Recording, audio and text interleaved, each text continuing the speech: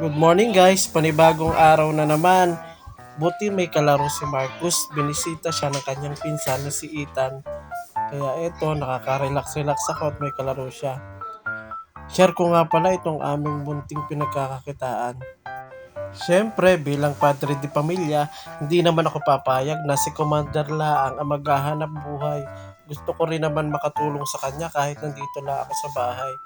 Kaya nagdesisyon kaming mag-asawa na ibili ng printer yung aming konting ipon.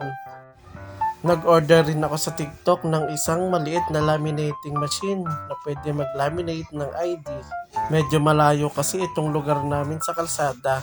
Kaya yung mga taga rito dumadayo pa sa kalsada para lang magpa-xerox, magpa-print at magpa-scan. Bumili rin kami ng ilang pirasong mga basic na school supplies na pwedeng magamit ng mga bata sa kanilang pag-aaral. Nagamit din namin ang aming lumang laptop para sa mga magpapaprint. Nakakatuwa din naman na kahit papaano may pumapasok na income kahit kakaunti, at least may pumapasok. Sa hirap ng buhay ngayon, kailangan talagang dumiskarte. Salamat nga pala sa commander ko na sinusuportahan ako sa lahat ng mga gusto ko.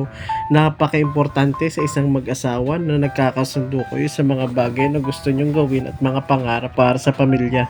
Sabi ko nga sa kanya, konting tiyaga pa, konting tipid at balang araw, matutupad din namin ang aming mga pangarap.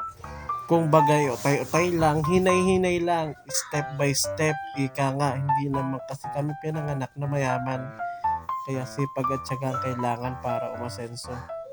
Merong time na medyo sagana, meron din namang time medyo kinakapos. Nadaan talaga yan sa buhay ng isang ordinaryong pamilya. Basta laban lang sa mga hamon ng buhay. Ika nga nila, habang may buhay, mayroong pag-asa.